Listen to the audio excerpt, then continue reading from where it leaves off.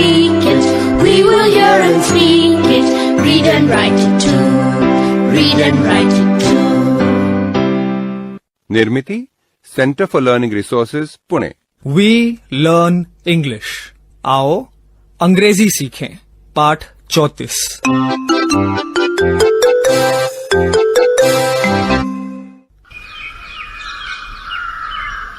We are at the zoo. तुम्हें याद है ना कि पिछले पाठ में हम सब प्राणी संग्रहालय गए थे। मैं सुनीता दीक्षित, मेरी भांजी आशा और भांजा दीनू, और हम अब भी जू में ही हैं। We are at the zoo. चलो आगे देखें क्या होता है। हेलो।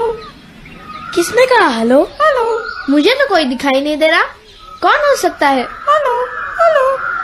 दीदी वो देख वहाँ बड़े से पिंजरे में पंछी है, वहीं से आवाज आ रही है।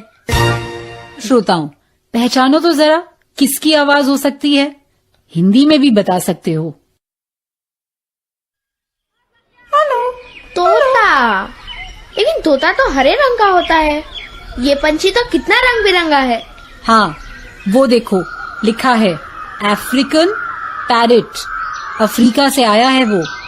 जो कुछ सिखाओगे वही बोल लेगा। Hello hello hello. वो देखे मौसी, उधर peacock. The peacock is dancing. Yes, he is dancing. दोस्तों, तुम सब पीकॉक का मतलब समझ गए ना?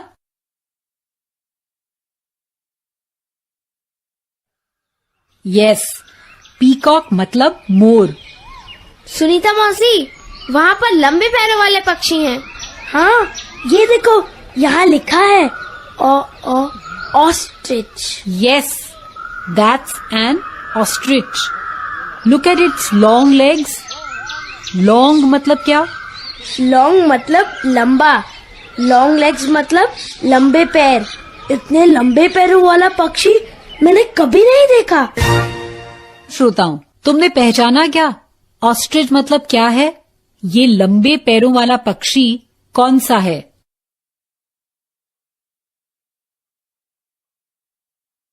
एकदम सही। ऑस्ट्रिच मतलब शुतुरमुर्ग। सुनीता मौसी, ऑस्ट्रिच, पीकॉक, पैरेट, ये सब पक्षी है ना? पक्षी को अंग्रेजी में क्या कहते हैं? बर्ड कहते हैं। बर्ड मतलब पक्षी।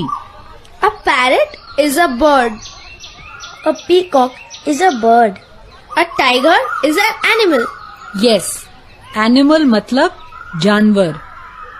A monkey is an animal. Right. Birds and animals. Sunita Mausi, look! There is a big animal. Big animal? कहाँ? I can see a big animal. It has a long neck and it has long legs. दोस्तों, अब तुम पहचानो, ठीक है? मैं हिंदी में सिर्फ एक ही बात बताऊंगी। नेक मतलब गर्दन। I can see a big animal. It has a long neck. It has long legs. अब बताओ, ये क्या है?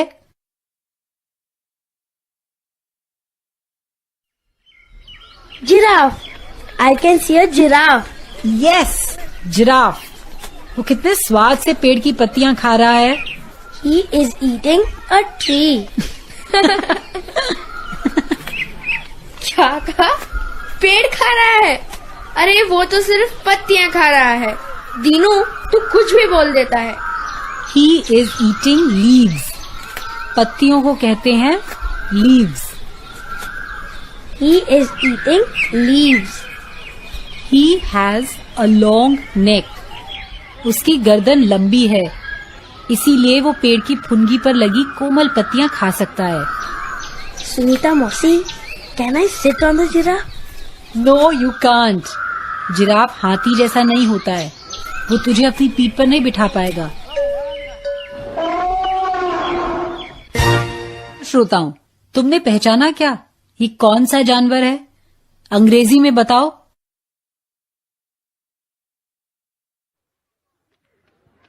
हाथी, एलिफेंट। हाथी की आवाज पहचान गए ना? और उसके गले की घंटी सुनाई दी? It is an elephant. It has big ears. एकदम सही। It has big ears. Big ears, big ears, big ears, big ears. Dinu stop it. अब खाना खाने चले? मुझे जोर से भूख लगी है। ठीक है, चलो।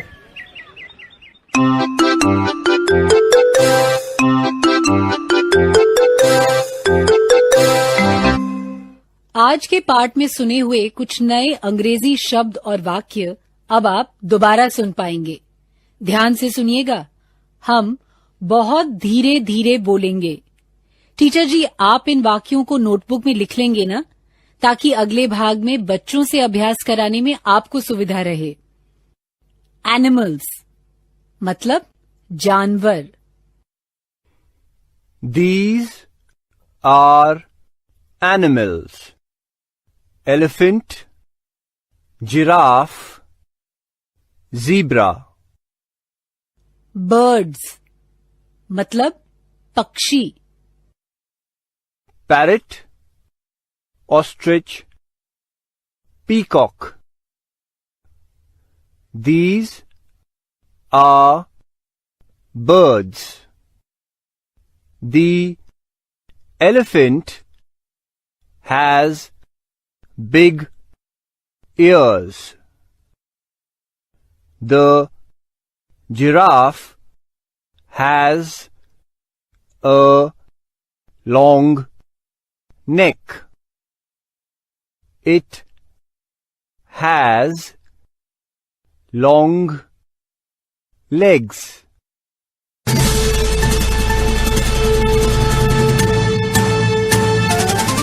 दोस्तों, अब आपकी बारी है।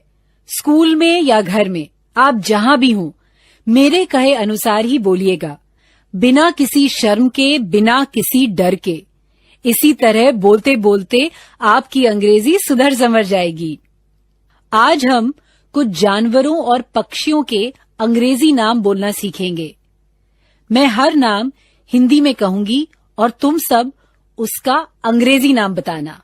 सबको एक साथ बोलना है, लेकिन धीमी आवाज में, ठीक है? पहले पक्षी। पक्षी को अंग्रेजी में कहते हैं बर्ड्स। बर्ड्स। कुछ पक्षियों के नाम मैं हिंदी में कहूंगी और तुम अंग्रेजी में बताना। मोर, पीकॉक, एकदम ठीक। तोता, पैरेट, गुड। शुतुरमुर्ग, ऑस्ट्रिच, ऑस्ट्रिच, गुड। अब एनिमल्स के नाम। एनिमल्स मतलब जानवर। फिर से मैं हिंदी में कहूंगी और तुम सब अंग्रेजी में बताना। ज़ेब्रा, अंग्रेजी में ज़ेब्रा ही कहते हैं। हाथी, एलिफेंट, गुड। और जिराफ, जिराफ को जिराफ ही कहते हैं। जैसे हमने आज के पाठ में सुना, वैसे ही हम अलग अलग जानवरों का विवरण देना सीखेंगे। इसके लिए तुमने आज 3 शब्द सुने हैं। बिग यानी बड़ा, स्मॉल यानी छोटा, लॉन्ग यानी लंबा। अब मैं हाथी का विवरण अंग्रेजी में दूंगी और तुम सब हिंदी में बोलना। अच्छी तरह सुनो, ठीक है? The elephant is big. It has big ears. अब तुम सब हिंदी में बोलो।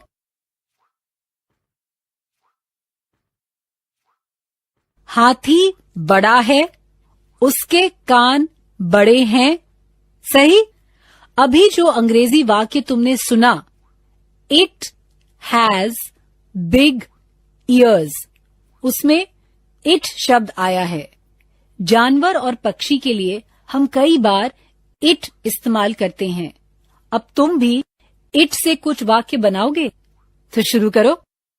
पहले बताओ, हाथी की आंखें कैसी होती हैं? छोटी ना?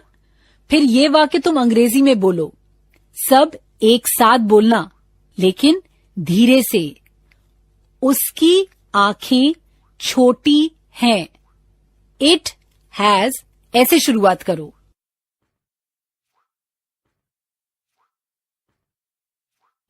It has small eyes. Good. अब हम जिराफ के बारे में बोलेंगे। उसके पैर कैसे होते हैं?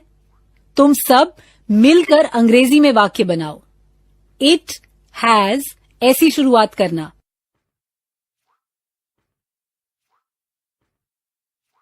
It has long legs. Good. और उसकी गर्दन लंबी होती है ना? गर्दन माने नेक। तुम सब ये वाक्य पूरा करो। इट हैज अ, ऐसे शुरुआत करो।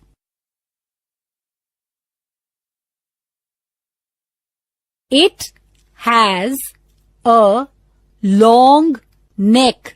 Good, very good. अब अलग अलग बच्चों को ऐसे वाक्य बनाने हैं। अगर जरूरत हो तो टीचर जी मदद करेंगे। घंटी बजते ही टीचर जी किसी लड़की या लड़के को खड़ा करेंगे। मैं जिस जानवर के बारे में कहूंगी उसके बारे में अंग्रेजी में वाक्य तैयार करना है।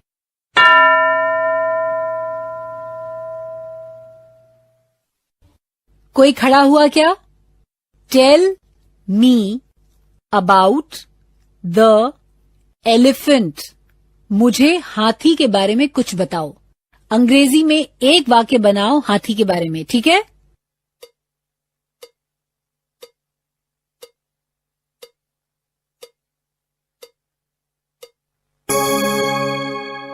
अब दूसरा बच्चा, तैयार?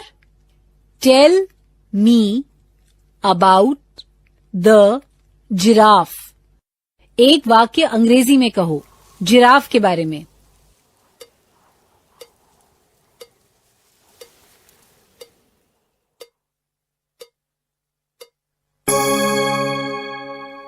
अगले 15 मिनट तक टीचर जी ऐसे ही तुमसे अभ्यास करवाएंगे। अलग अलग जानवरों का अंग्रेजी में विवरण देना सिखाएंगे।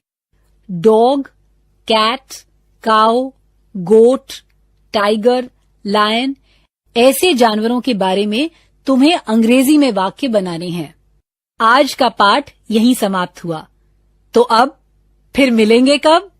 अगले पाठ का समय होगा जब